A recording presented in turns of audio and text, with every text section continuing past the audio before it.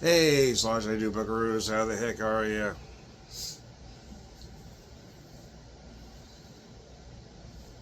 You tell him the whiskey whisper, although I'm not having some whiskey. I thought I'd have a martini here.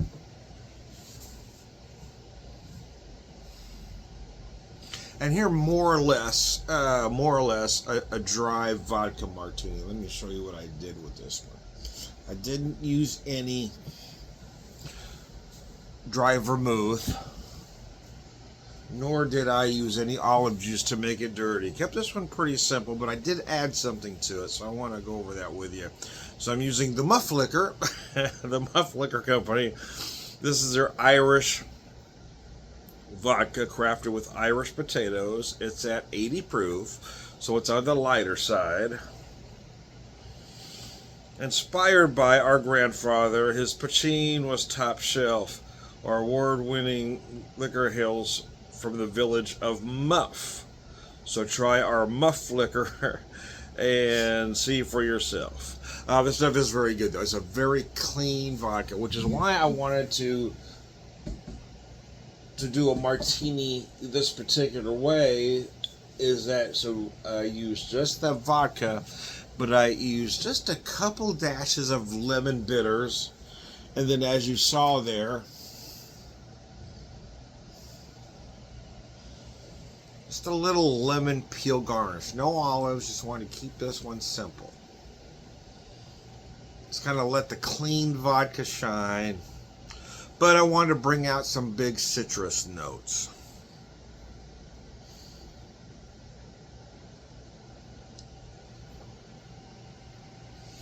Oh, yeah.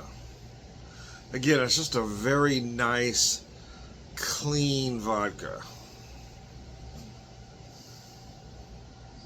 So perfect for just a very simple cocktail. Just a very basic version of a vodka martini. Stirred. Stirred, not shaken, is the proper way to make a martini. Never mind what James Bond says.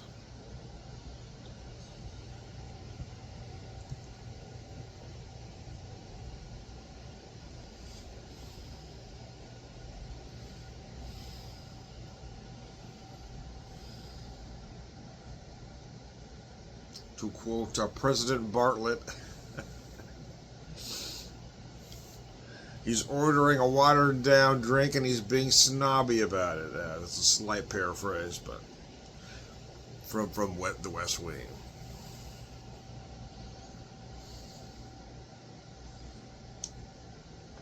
Still, the most brilliantly written political show ever. Although Madam Secretary was very close.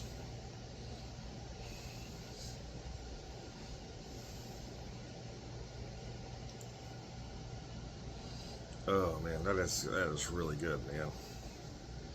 Again, just nice, very clean, easy to drink. A good first cocktail. This cocktail would be the perfect aperitif, meaning the perfect before dinner cocktail.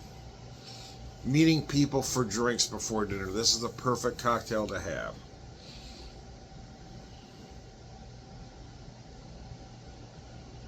Because it'll wake up your appetite without messing up your palate at all.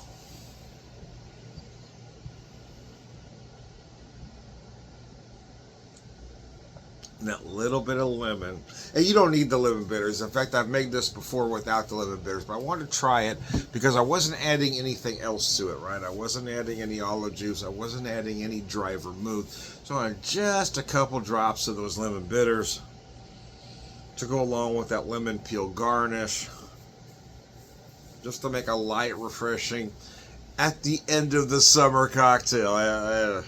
Here we are.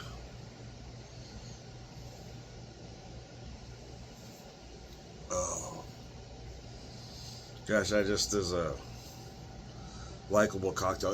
This vodka is very nice. I'm rather impressed by the Muff Liquor Company products. I bought the whiskey, the Irish whiskey. It's a lightly peated Irish.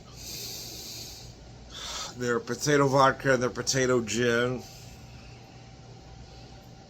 They're moderately priced. I mean, I ordered it, had it shipped right to my door. Shipping was free since I bought 3 bottles. And in all honesty, I will order all products again at some point. They're certainly worth the $38 price tag. And if you order more than 2, they take off $3 per bottle. And then again, shipping was free.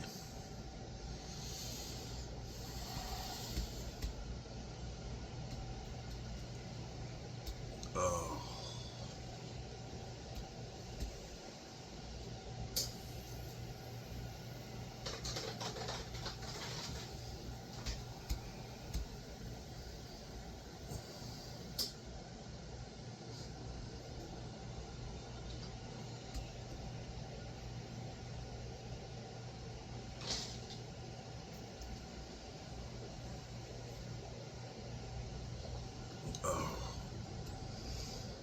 Man, that is nice. Again, it is the perfect first cocktail of the day.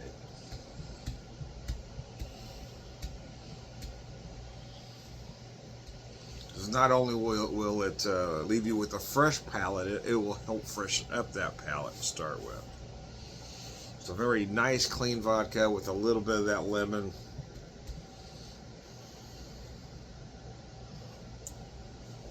As I've been working on designing fall cocktails today, I wanted to kind of end the summer. So here we go. Anyway, cilantro.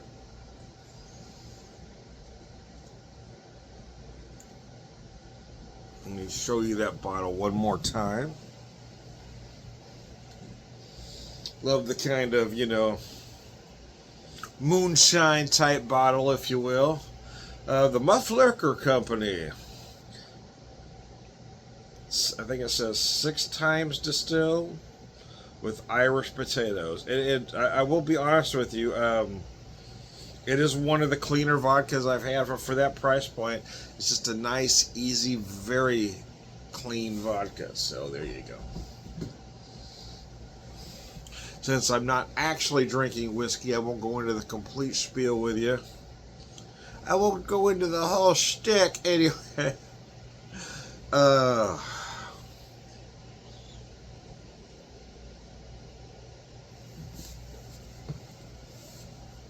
We'll just skip to the end, say all around good guy, and cilantro.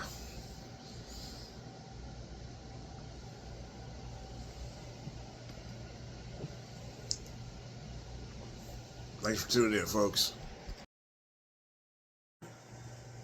Alright, cilantro, as I continue my martini journey.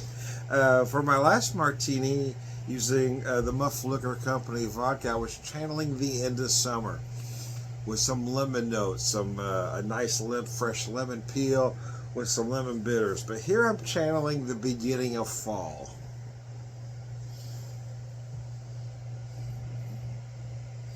And I want to be honest with you, I haven't tried this cocktail before. I haven't even tasted it yet. I just had an idea and decided to make it. So we're going to see if it works or not.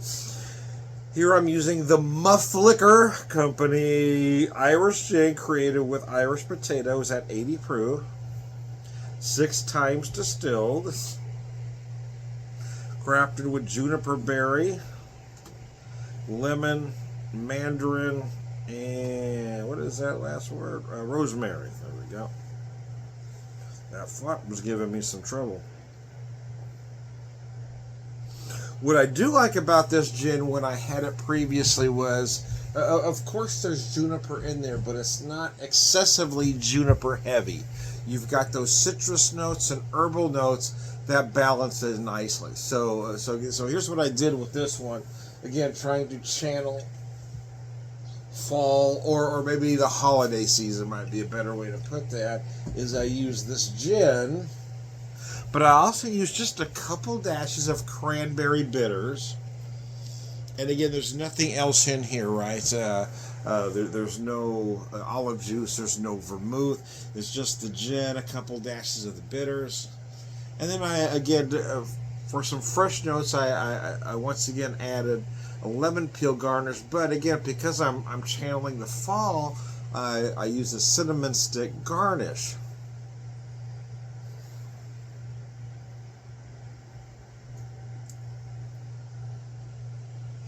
Oh, good gravy.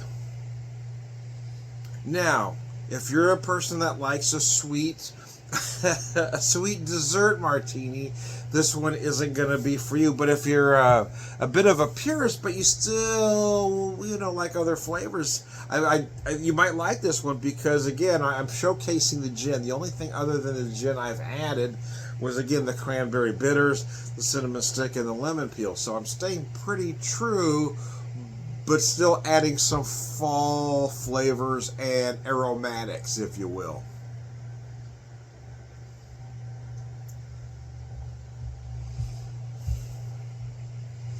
And I'm always about keeping drinks simple. I feel like a lot of bartenders tend to want to make things more complicated than they need to be.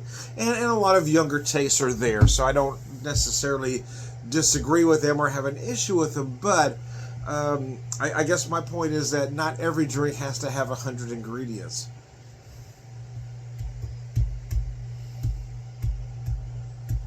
And I'm trying to carve a niche as that 3-ingredient bartender. That's Tom. He does a lot with 3 ingredients. I've got a couple drinks that use 4, but for the most part, yeah, that's kind of my shtick. The Manhattan, the Old Fashioned, almost everything I do, a Martini, almost everything I do is a riff of those 3 cocktails. So I very rarely get away from that 3-ingredient formula. Because I don't want to overcomplicate the cocktail. I don't want to gum it up, right? I still want to focus and showcase on the liquor, right? I like to do a spirit-forward cocktail. So if I'm adding an ingredient, it's not to take over from said liquor or spirit. It's to find a way to showcase it, make it look a little better, like having that perfect that perfect character actor for the star, if you will.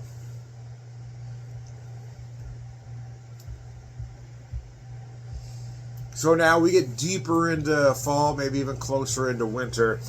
I might want to do something with some cranberries.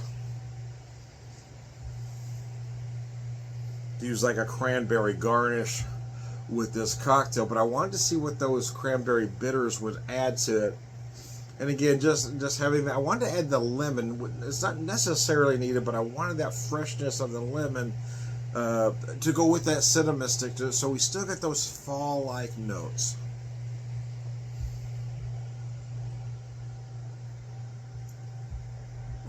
To still bring out those aromatics of the gin. Oh, I like it. I really do. That's nice. Like I said, I've never made this cocktail before. It just came to me, so I thought I'd give it a shot. And I didn't even taste it before pressing play. So, and I tend to do that a lot because you never know until you try. And I'm really trying to come up with some interesting fall cocktails this year. Because my home run swig, or what I've always done, is just a version of or a play on an old fashioned, right? I've got a pecan pie old fashioned, a maple old fashioned, a black walnut old fashioned. Everything's kind of a variation on a theme. So I wanted to take it a different direction and work on, other spirits, come up with other seasonal cocktails as we move into fall.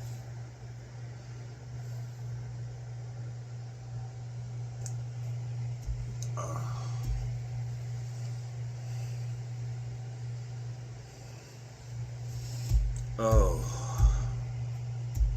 I've just started a new exercise program. In fact, this is my 2nd week at it. So I'm anticipating being incredibly sore tomorrow, but I actually wasn't feeling great before the session. Not sick, but just feeling tired, run down. And then after the session, I actually felt better. So I'm hoping that's a progression as I try to shed a pound or two, because I have plenty to plenty to shave anyway.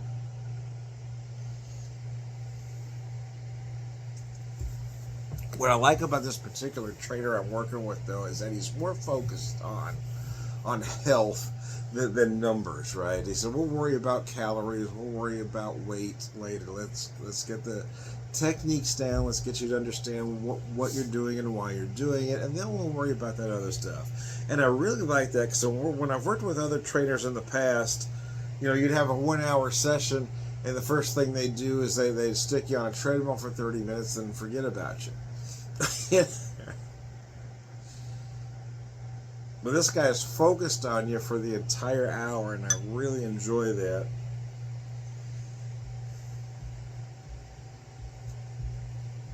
Because he also seems to understand different folks have different needs, right? I'm an older individual at 60. I am clearly overweight, but after that, I'm not in terrible health, right? I'm not on a lot of pharmaceuticals, so we're concentrating more on movement, right? Mobility.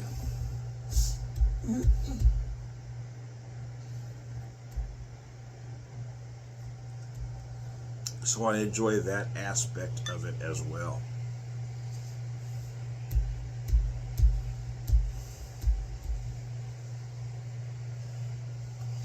As I enjoy my cocktail.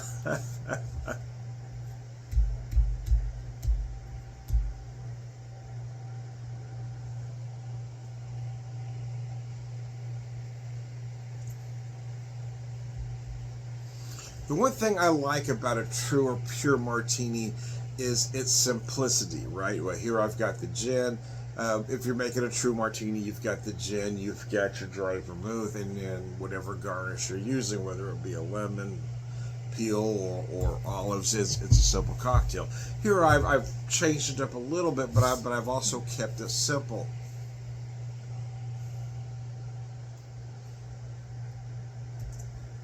I wanted to add some fall flavors and aromatics, but I didn't want to add a lot of other ingredients. I didn't want to add any simple syrups or liqueurs or anything sweet. I didn't want to make it a sweet cocktail. I wanted to make it a pure fall-like martini, and I wanted to stay fairly true to the martini itself.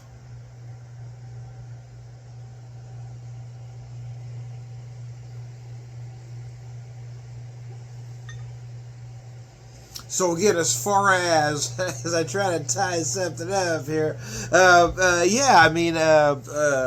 excessive alcohol isn't good. It just isn't. But here I'm not adding a lot of extras, right? I'm not adding those sweet liqueurs or simple syrups to make a drink that's a martini in name only. It's a martini. It's chilled gin. I've just added a cinnamon stick and some lemon peel for a garnish, a couple dashes of cranberry bitters. But for the most part, it's pretty much pure gin. I've just added a few things for color, a touch of flavor, and some aromatics. So anyways, there you go. I'll pull that cinnamon stick out of here so I can finish this a little easier. Since I'm not actually drinking whiskey, once again, I'm not going to go through the whole spiel with you. I'm just going to skip to the end, say all around good guy, and launch him.